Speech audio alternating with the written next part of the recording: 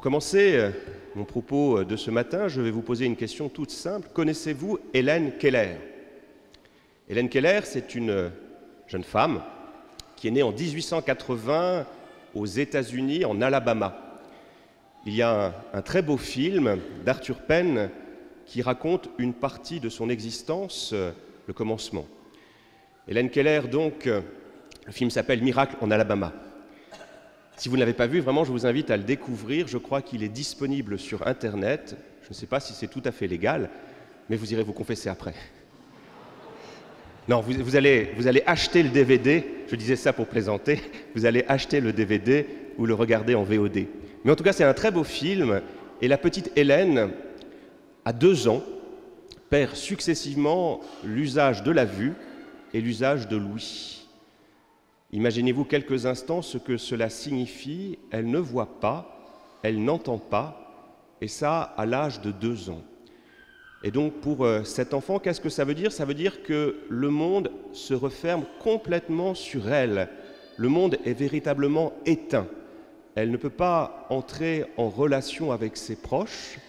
Elle ne sait même pas ce que signifie notre notion de langage, et elle se comporte littéralement comme un petit animal, un animal capricieux, un animal difficile à dompter. Alors les parents de la petite Hélène n'en peuvent plus et demandent l'aide d'une préceptrice qui s'appelle Anne Sullivan. Dans le film, elle est jouée par Anne Bancroft, c'est un très beau rôle. C'est une histoire vraie.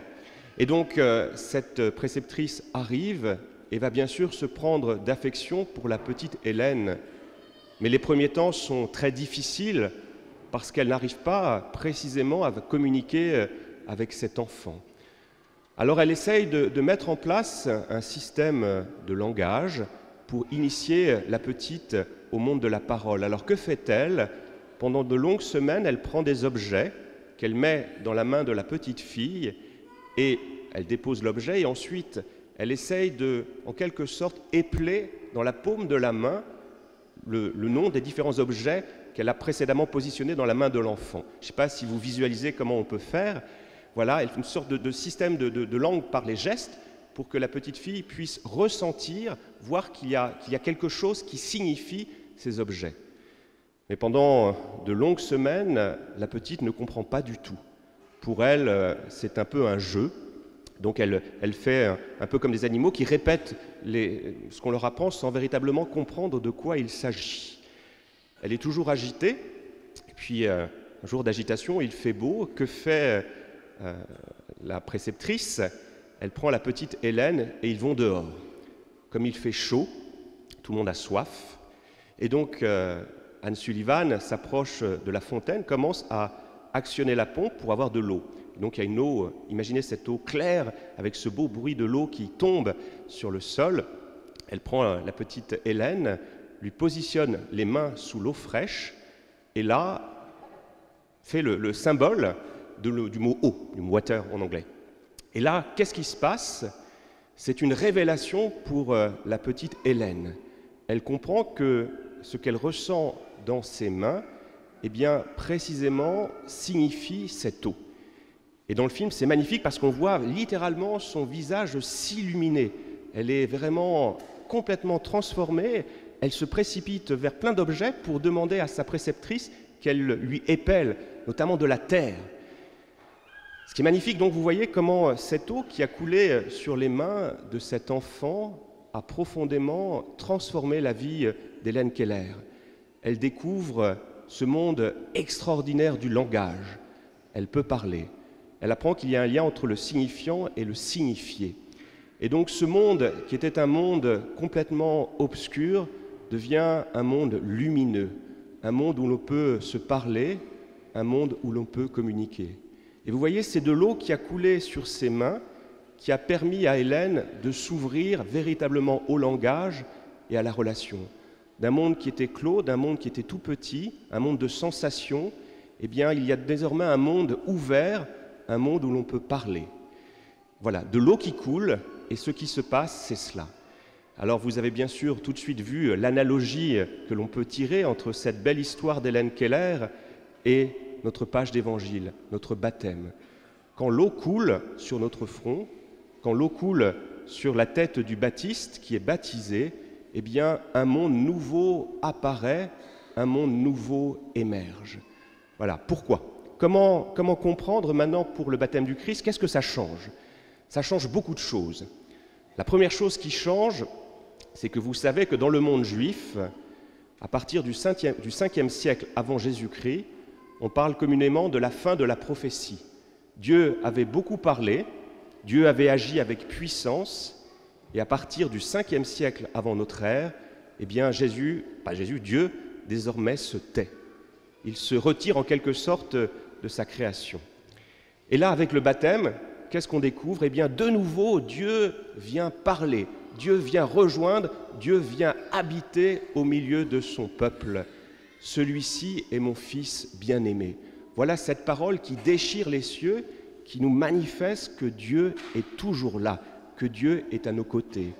Et par le baptême, il nous donne ce Fils, et il fait de chacun de nous des fils de Dieu, des frères du Christ. Voyez comment ce baptême du Christ vient profondément transformer notre monde, d'un monde où Dieu semblait lointain, eh bien Dieu soudainement se fait proche, Dieu devient notre Père. Première importance, première considération que nous pouvons partager. La deuxième, c'est que le baptême du Baptiste n'est pas celui que nous avons reçu. Je pense que vous le savez parce que je crois que je l'avais déjà évoqué. Il existe encore aujourd'hui dans le monde des disciples de Jean-Baptiste. Ils s'appellent les Sabéens. Il y en a encore quelques-uns en Irak. Ils parlent une langue qui s'appelle le mandéen, qui est une forme d'araméen. Et donc, ces hommes, ces femmes continuent encore à recevoir le baptême du Baptiste. Le mot de Sabéen, d'ailleurs, veut dire précisément Baptiste. Alors nous ne sommes pas Sabéens, nous sommes catholiques, nous sommes chrétiens. Alors, quelle est la différence entre le baptême de Jean-Baptiste et le baptême que nous avons reçu? Quelle est la différence? Il y a beaucoup de différences, mais pour moi, la première, c'est que dans le baptême du Baptiste, ce sont les hommes qui vont jusqu'au baptême pour recevoir ce baptême. C'est un baptême de conversion, c'est un baptême de purification. Mais le problème, c'est que le propre de la purification, c'est qu'elle ne dure jamais bien longtemps.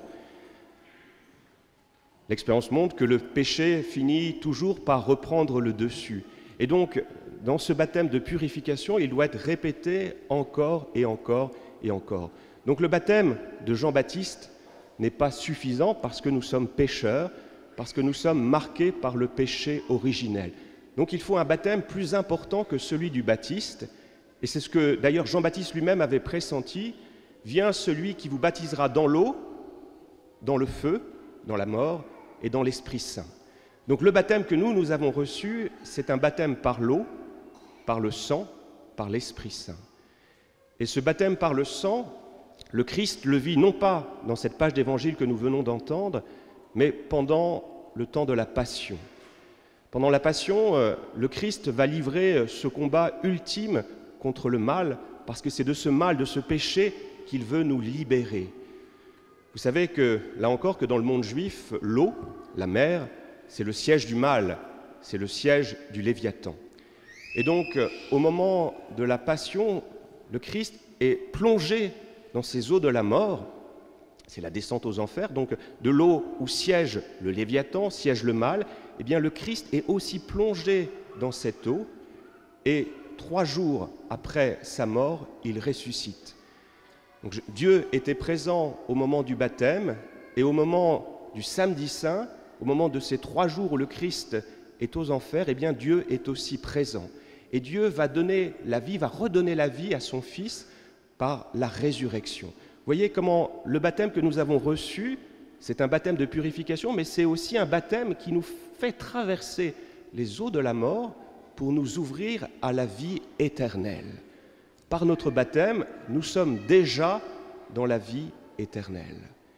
Et quand on prend le temps de regarder un peu la liturgie baptismale, il y a beaucoup d'éléments du rite qui manifestent que le sacrement nous ouvre sur la vie éternelle. Par exemple, donnez-moi des exemples, je vais vous les donner. L'enfant, généralement, est plongé à 3 reprises dans l'eau, ou à 3 reprises, le prêtre fait couler de l'eau sur son front. Qu'est-ce que ça veut dire, ce chiffre 3? Bien sûr, c'est un chiffre trinitaire, c'est le Dieu, Père, Fils et Saint-Esprit, comme dans notre baptême, mais c'est aussi les 3 jours, précisément, où le Christ est mort, descend aux enfers. Donc, voilà, il nous accompagne, nous l'accompagnons, il nous précède, nous passons par la mort pour renaître, pour renaître. Le baptême nous fait mourir et nous fait renaître. Qu'est-ce qui meurt en nous? C'est le vieil homme, l'homme pécheur. Et qu'est-ce qui renaît? Eh bien, c'est l'homme nouveau, frère du Christ. Vous voyez, nous sommes plongés dans cette mort pour renaître à la vie éternelle. Donc le baptême lui-même nous dit cela. Deuxième chose qui nous signifie, c'est le vêtement blanc. C'est un beau rituel aussi. Quand on donne aux nouveaux baptisés ce vêtement blanc, qui est le vêtement des élus. Quand on prend le temps de lire le livre de l'Apocalypse, on voit que les élus, ceux qui sont déjà près du Père, eh bien, sont revêtus de cette blancheur. Vous pouvez aussi avoir à l'esprit l'épisode de la transfiguration. Donc cette blancheur qui nous dit celui que nous sommes par notre baptême. Et puis il y a un troisième élément qu'on oublie parfois et que moi je trouve très beau. En tout cas, à chaque fois que je célèbre un baptême, je le répète. Si vous lisez Isaïe, le livre d'Isaïe au chapitre 25, il y a une très belle description de la vie éternelle. Qu'est-ce que la vie éternelle? Qu'est-ce qui nous attend par-delà notre mort? Eh bien, Isaïe, par sa révélation, nous dit que la vie éternelle, ça sera un festin avec des viandes grasses et des vins capiteux, un festin de viande succulente et de vin décanté. Alors, qu'est-ce qui se passe généralement après un baptême ou après un mariage? On se retrouve en bonne compagnie, avec des amis, de la famille. Généralement, on ouvre des bonnes bouteilles et on a un festin de viande succulente. Et donc, précisément, ça dit quoi? Ça fait partie encore de la liturgie baptismale ou de la liturgie du mariage, le repas, puisque c'est le sacrement nous prépare à rentrer dans la vie éternelle, et ce que nous vivons après le sacrement signifie, nous donne un avant-goût de cette vie éternelle.